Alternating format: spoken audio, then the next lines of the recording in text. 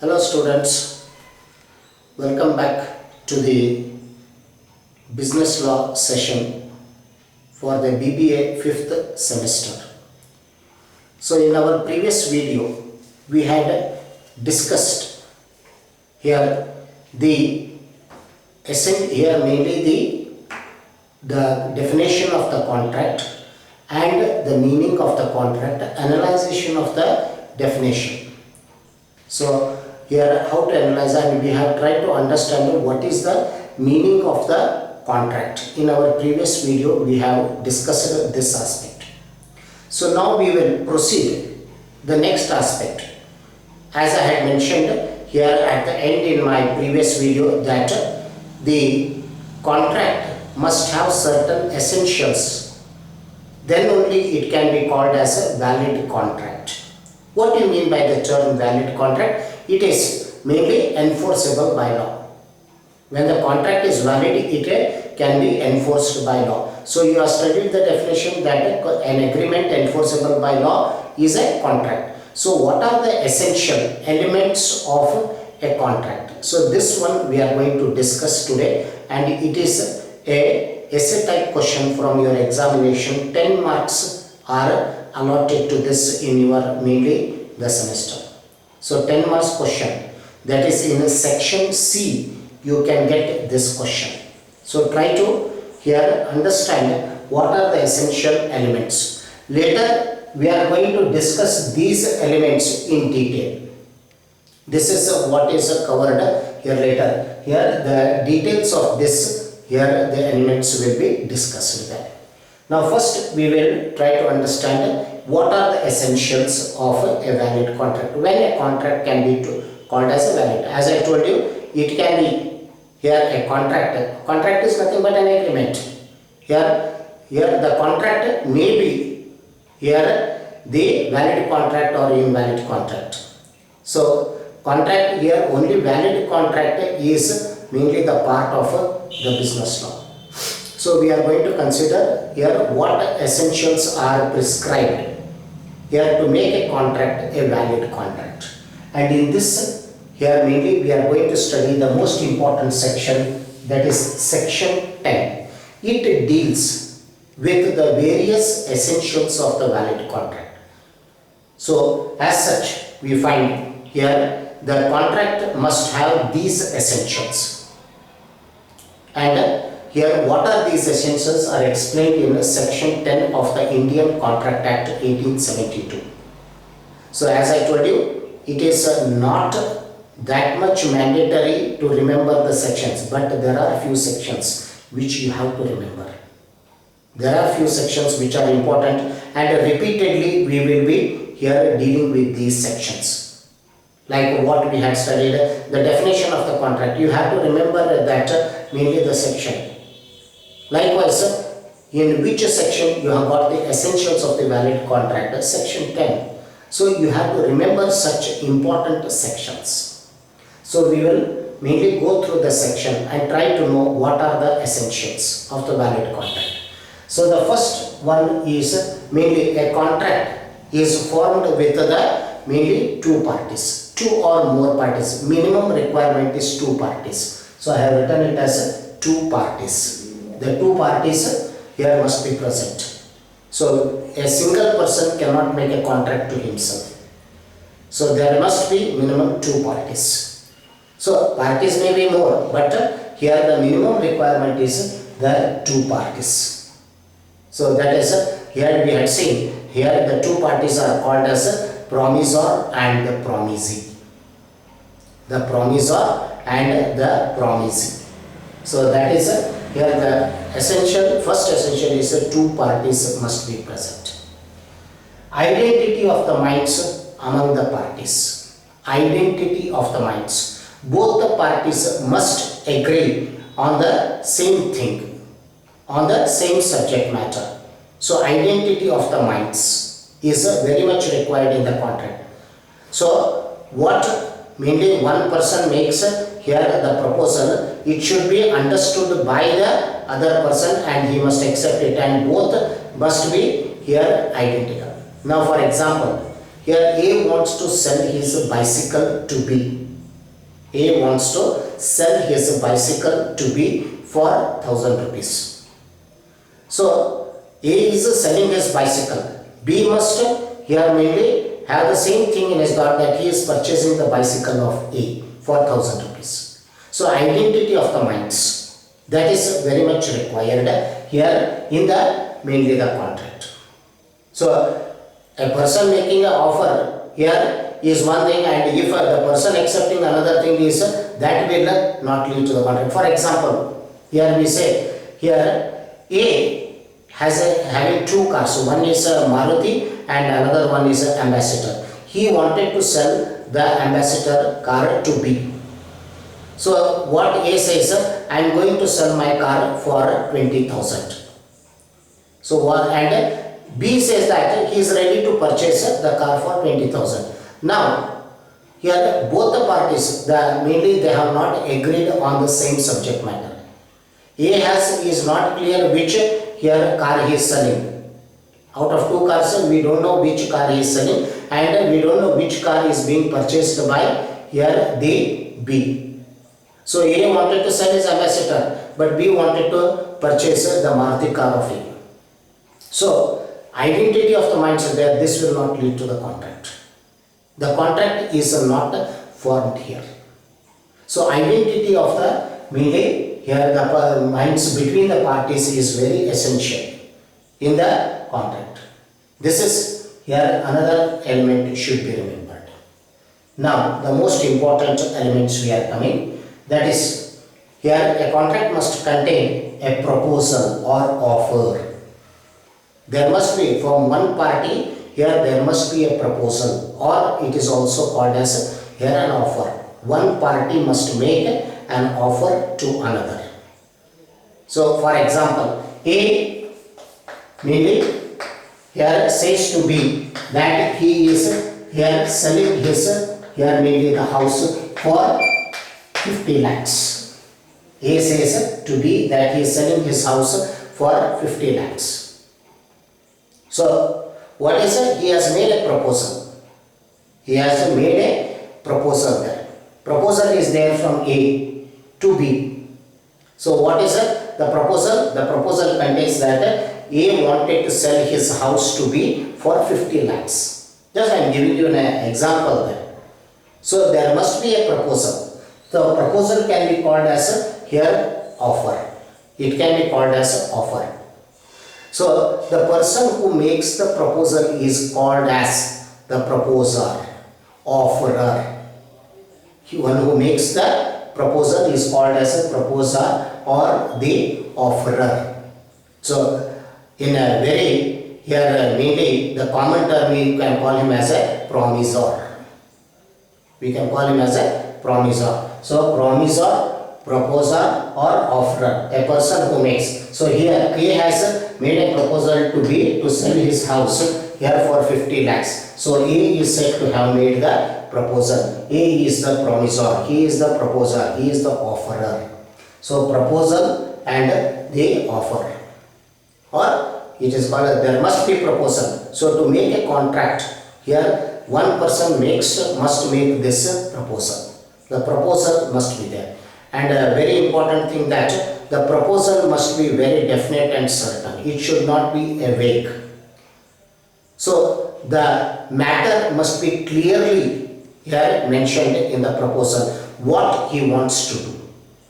So he wants to sell here mainly a house here to B. It is very clear. Now suppose think A is having more than here one house in the same locality. So here A has to be very specific that he is going to sell here which house. So he must specifically mention, that is certainty here must be there in the proposal. It should not be vague. So the proposal should not be vague, it should be certain. That is here. So that the other party can understand what is the offer being made and then he can accept it. So like this, you should remember the proposal or the offer. The certainty of the offer must be there. It should be definite. It should not be a vague offer. So this has to be kept in the mind of the person who is making the proposal. So like once the proposal is made, next important is the acceptance. In return, the other party gives the acceptance. He is called as the acceptor or the offeree, or commonly we call him as the promisee. Promisee, acceptor or offeree. The person who accepts this proposal, here he is called as an acceptor. So acceptance. So acceptance to what? Acceptance to the proposal. You have studied what is a promise. So when the proposal is accepted, it becomes a promise, and a promise leads to the agreement, and agreement here leads to the contract. So we have studied in our previous class about this analyzation of the definition. So acceptance must be there. Now that acceptance is mainly given by the other party to whom the proposal is made. So we are going to study in detail what should be the nature of the acceptance, how the acceptance should be there. So that we are going to study in detail here slowly. But now here there must be one proposal and there must be the acceptance to that. So the person who gives the acceptance must clearly understand the terms of the, here mainly the proposal, and then he has to give his acceptance. Once the acceptance comes, here the proposal is said to be accepted and the promise is made. So this is mainly the proposal and the acceptance. These are very important things, because without this you cannot make a contract. There must be a proposal, there must be here mainly the acceptance. That leads here mainly to the contract. But here there are also other essentials which we are going to study there. The next one is lawful consideration. So first we will know what is consideration. Consideration means both the parties are getting something in return. Both the parties will have something in return for making that contract. So what is the value of that something is inadequate. We are not bothered about that. So but here consideration here is there.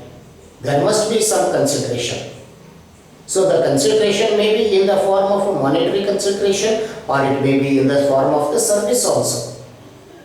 Now for example, here A offers the tuition to here B here, and B's father C says that he will mainly give whatever mainly the here fees is there. So this is what the acceptance, that mainly the consideration for mainly here A's service, it has here fetched him the monetary. So a service is rendered, tuition is rendered. So A gives the tuition and in return he gets mainly the remuneration for that. So service is said to be rewarded there. So it may be in the form of service, it may be in the form of here monetary consideration. But there must be consideration. Without consideration, you cannot make a contract. And very thing to be understood is jurists were very careful in using the terminology. They did not only use the word consideration, they applied this lawful consideration. So sometimes here mainly consideration here can take here mainly unlawful nature. So for that reason, lawful consideration. The consideration must be lawful, which should be permitted by the law. It should be permitted by the law, then we can consider it as a lawful consideration. So if you remember, I had given here one example where one person makes an offer here to another that he should kill here particularly the third person, and the person to whom the offer is made, he accepts it and he will be remunerated with 10 lakhs with this example I had given you. So that amount, that consideration is itself unlawful. You cannot make it as a subscribe here mainly the subject matter there. So consideration must be here lawful. That is the word that have been used to see that here the jurist, there will be no such here misuse of these mainly the elements. To look into that, here the lawful consideration. It should be permitted by law, accepted by law. Then only here it is mainly a essential element. But consideration can be anything. It may be inadequate also. We are not bothered. So if both the parties agree for that consideration, here the law accepts it. But consideration, both the parties must get something in return. That's why here when you are studying about the consideration, we will be having one doctrine. No consideration, no contract. You can understand how primary is consideration. If there is no consideration moving into either of the parties, then there is no contract. But there are exceptions to this doctrine. We will study that. But the general rule I am telling you that here no consideration, no contract. So this mainly consideration is one of the most important element of the contract. So that is here lawful consideration. This is the mainly for the fifth important element. Sixth is capacity of the parties. The capacity of the parties. Capacity is the competency. The parties entering into a contract must be competent to make the contract. They must have that competency. So what a law says that all persons are competent to make contract, provided he is a major, he is of sound mind, and he is not forbidden by the law. So this is what the law says. Always when law explains the concept, it always here mainly here gives the meaning in a positive way, not in a negative way. So what mainly the law says here is Indian Contract Act says that all persons are competent to contract, provided he is major, provided he is of sound mind, and he is not forbidden by the law. So in other words, if you take the other side, how you can give is, so a person who is not a major, usually we call him as a minor, here he is not eligible to contract. A person of unsound mind is not eligible. If a person is forbidden by law, he is not here eligible to the contract. So like this, you have to remember a person here who is competent to contract, all are here mainly eligible to contract, provided here they fulfill these three here conditions. He should be a major, he should be here a sound mind, and he should here be not forbidden by the law. So how the law explains the concept is always in the positive way. They do not give the meaning in negative way. They here go for the positiveness. So positive it is given here, that is who is competent to the contract. In other words, here if we say now who is not competent to contract, a minor. A minor is a person here according to here Indian Majority Act, here a person attains the majority on completion of 18 years. So until that he can be considered as a minor. So he is incompetent to make the contract. Likewise, a person who is not eligible to make a rational decisions, who could not take the rational judgments in the contract, who could not here think of that mainly what here his interest will be there in the contract. So such a person is called as an unsound mind. The ability to understand the terms and conditions of the contract. If that person is not eligible, he is of unsound mind. Even a person may be temporarily unsound. So even in that condition, here mainly if he makes any contract, it is invalid. Like for example, if a person is under the influence of alcohol or under the influence of the drugs, for temporary period he is considered as an unsound. So unsoundness here means where the party failed to take the rational decisions in mainly the contract. So for that we call him as a unsound person. So the person must be not unsound, he should be sound. And who is mainly here forbidden by the law? Like we say, a person who is under conviction, a convict cannot make, and during the period of conviction. Conviction is a punishment. When he is the court has given him the punishment, he is called as a convict. He becomes a convict. So During the conviction period, he cannot make any here the contract. Or here a person here called as alien enemy. So I will explain these things later. Alien enemy, he cannot make a contract. So such persons are not eligible to make a contract. So they are forbidden by the law itself. Law expressly here forbids them. That is why here mainly the parties must have that competency to make the contract. They must be very competent to make the contract. Then only you can say here that a person is competent to the contract, he can here make the contract.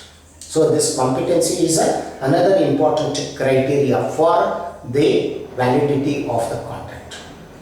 So like here there are different, particularly the laws laid down relating to this competency. We are going to study who is a minor, what is the law relating to the minor.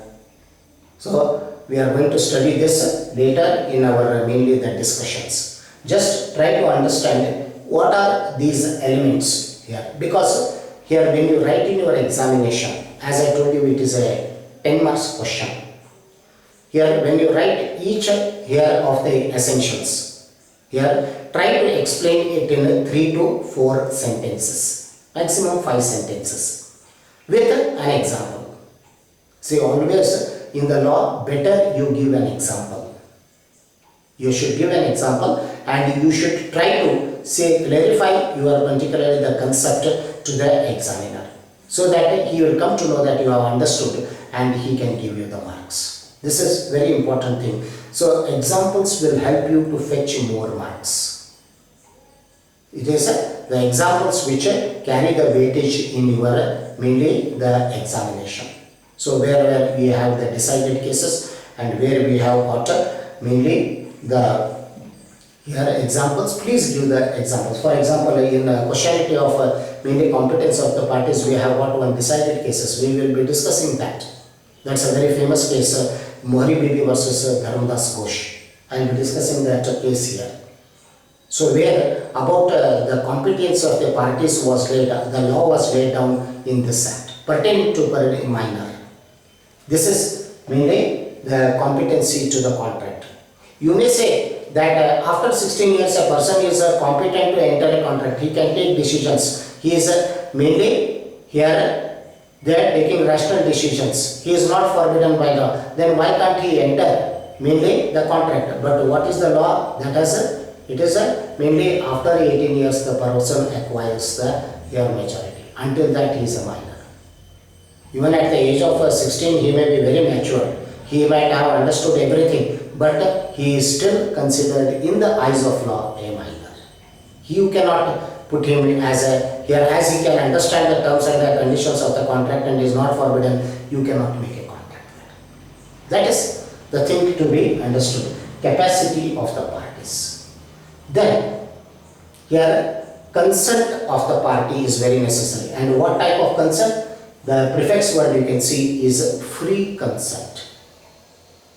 So a person has made a proposal now. When the consent is, why the proposal is made? You have studied in the definition of mainly the promise there. Why you make the proposal? To get the assent or the consent of the other person for your act or what you are making the proposal.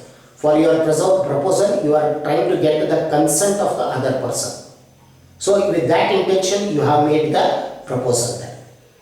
So that person who makes gives the consent, as we have seen that acceptance, we have referred it as acceptance. So that acceptance or consent must be a free consent. So he must not be under here any force. He is mainly here the consent must be obtained here free. So he must be not forced to give the consent. He must not be compelled to give the consent. So this is what is required in the consent must be voluntary. It must be free. So what then? How do you say that consent is said to be free? How you can say that consent is said to be free? The consent is said to be free if it is not obtained by coercion or force. If it is not obtained by here the mainly undue influence. If the consent is not obtained by here the fraud, if the consent is not obtained by misrepresentation or mistake. So we are going to study these concepts.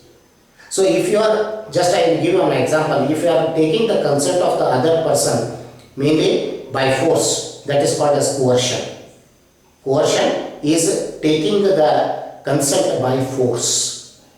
So if you take the consent of the person by force, for example, A here mainly keeping the pistol at B, here he wants him to sign the pronote. He wants to sign his mainly the agreement. So B, out of fear of his life, the threat is there to his life. So what he does, he puts the signature. But is it acceptable in the court of law? No. Because here his consent has been obtained by force, by coercion. It has not come from his willingness. He was not ready to put the signature, but here he was forced to put the signature. So that's why we find here the consent is not free here. It should be free from the coercion. It should be free from undue influence. What is this undue influence? Fraud, misrepresentation, mistake. We will know when we take the discussion. So, but this is the thing what you have to notice. Just you can give one example like this. A holding the pistol here to B, here ask him to sign the mainly the deed of agreement. The deed of agreement is to be signed by force. He is forcing B. B was not ready to sign it. B was not willing to accept it. But he was forced to do it. So like this, here mainly the consent is here not free in this case. So it should be a free consent. A free consent is mainly here important. So that is mainly here one of the things to be remembered. This is how the elements has to be explained with small examples. Hypothetical A, B, X, Y, M, N. Like this you give your mainly alphabets and you just explain in 2 or 3 lines the example. That is very sufficient to make the examiner understand that you are well acquainted with the subject matter.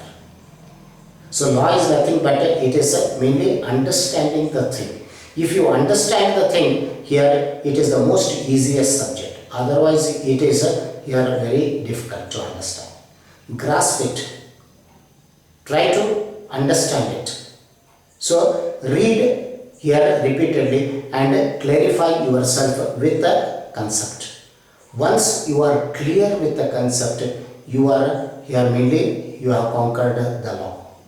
You have understood the law. So that is why here the things are very important. Now the 8th one is legal object. The object is the subject matter of the agreement. The subject matter of the contract must be legal. See, if only object was written, any object would have been taken. Just I gave you that example of a person making a contract here with another person that he should kill the third person. So this can be also an object, subject matter. But the law is very clear, the word legal object, it should be permitted by law. How you are used here? The lawful consideration, the object must be also lawful. Subject matter also must be lawful. The lawful object must be there here of your contract. If it is unlawful, what is unlawful? It should not be forbidden by law. The object must not be forbidden by law. If it is forbidden by law, it is here mainly unlawful.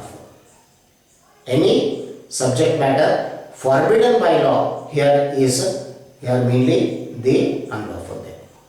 So that is what mainly the thing should be seen while making the contract. The object must be very lawful. The object must be very lawful. Now for example, the thing is that now here running a distillery. Distillery is where the liquor is made. Running a distillery here in any of the states of India, is it a legal business? Yes, the answer is it is a legal business. But it is forbidden in one of the states, that is Gujarat. So you cannot here mainly insist that it is a legal business, but I want to start a distillery in Gujarat. You cannot say it because the law itself is an exception. That is, every law has got an exception. Gujarat is having the dry law, where no production, distribution and consumption of alcohol is allowed. Because as it is with a due respect to the father of the nation, it is the birth state of the father of nation, Mahatma Gandhi. So that is not permitted. It is having a dry law. So you cannot say that in other states it is permitted and I want to maybe start here distillery in Gujarat. You cannot say that it is because the law has forbidden it. No one has forbidden, and any person who is the citizen of India must abide by the law. Any person who is coming from outside India also must abide by the law. He cannot go against our laws. When he is in India, he should obey. So both the Indian citizens of India as well as the foreigners must obey our laws. As per the laws, they must here live. So because the laws are here framed to regulate the society, it is not to bring the disorder in the society. So this has been a long practice here, and you cannot here mainly claim that you are doing a business of distillery in Gujarat that you should be permitted. No, you cannot do it. So that's why I told you it should be legal object. In other states it is legal object, agreed. But in Gujarat it is here not legal. It cannot be called, we call it as here unlawful. It is forbidden there. Like this, legal object must be present in the contract. Ninth one is agreement not forbidden by law. So there are some agreements which law itself prohibits. You cannot make such agreements. The law itself has prohibited. That is what here. So you cannot, if you make an agreement, then the next thing will be the contract. First stage of making a contract is agreement. So you cannot make that itself the contract here mainly. You cannot take it because some agreements have been here expressly forbidden by the law. The law itself says, for example, here expressly forbidden by the law. They have been, means they here mainly doing the business with an alien enemy, it is forbidden. Doing mainly making a agreement with a minor, it is forbidden. Here, like this, it is forbidden. Mainly the thing is to be understood. Here, that is here mainly the agreement. The agreement in restraint of the trade, it cannot be. You cannot restrain any person here conducting the trade. So agreement in restraint of the trade is forbidden. Now for example, A who is working here as mainly in service with a pharmaceutical shop here run by B. He is working there. Later A wants to establish his own pharmaceutical shop in the same locality. Here B says that here you can establish the pharmaceutical shop but in not this locality. And he restrains him from here conducting that trade of pharmacy. So this restraint cannot be. Here B is free. Here mainly free from mainly taking that business. So A is working here and it is a B of pharmaceutical. So B, whatever he imposes the restriction is here unlawful.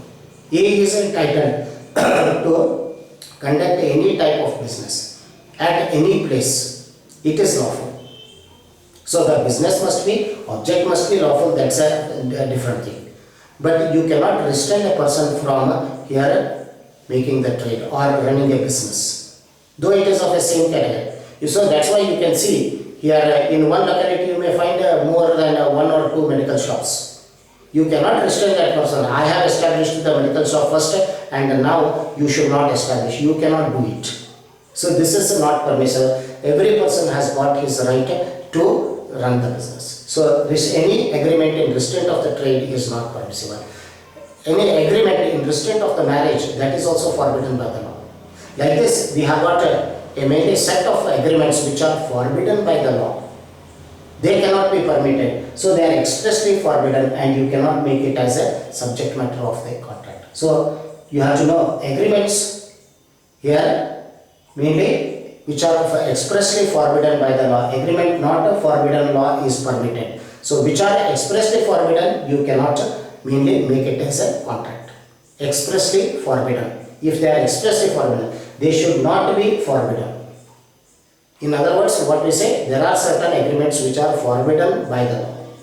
And the last one is possibility of the performance. So the agreement which you are making, it must be here every possibility is there for the performance. Possibility of the performance. To do agreement to do an impossible here act is here really not permissible. Now for example, here a person says that by his magical power he can here discover a treasure. This is not a subject matter, it cannot be a part because it is an impossible thing. Here another person can say that by his power, divine power, he can put a life into a dead person. That is not possible, it is impossible. So possibility of performance is there. Though the possibility of performance may be remote, that's a different thing. The performance here may be remote, but the possibility must be there. For example, here A, his goods are on voyage from London to here India, Bombay. From London to Bombay, his goods are on voyage. A makes an agreement with B that on arrival of the ships, here the goods will be delivered to B, and B says that here mainly here the price will be paid. So already the agreement to sell the goods has been made. Contract has been entered by these two for the sale of those goods. Hence, what we say is that it is there, but the performance is remote. Why it is remote? Because still those ships have to arrive at Bombay. The ships have to arrive at Bombay. On arrival, the possibility is there. On arrival, the possibility of the performance is there. So that is why we say the possibility of the performance must be there. So here these mainly in section 10 we have found these elements which makes a contract here the valid contract. So from examination this is an important question. This can be asked for 10 marks in your examination. It's a 10 marks question. So prepare on this mainly essentials of the valid contract. Here section 10 is there, and this particularly here completes our first topic in module 1, that is definition, meaning and the essentials of the valid contract. So these essential, if any one of these essential is missing, you cannot call it as a valid contract. But sometimes here we have this here term used, quasi contracts, which we are going to study. In quasi contracts, one of the essentials is missing here, but the law says that here it is a contract. It is not the parties, the law says that. The contractual obligation is imposed by law, not on mainly by the agreement. So in that circumstances, even though one here essential is missing, it can be a contract and enforceable in the court of law. We call the such contracts as quasi contracts. That is what later we will be discussing. But at the very outset, remember, these essentials are required for mainly the here contract to be called as a valid contract. So this is in module 1 the first topic. The next one we are going to study is about the here kinds of the contract. So in my next class, I will be discussing on the kinds of the contract, classification of the contracts, which is also important question from your examination point of view. We will continue this, students. Thank you.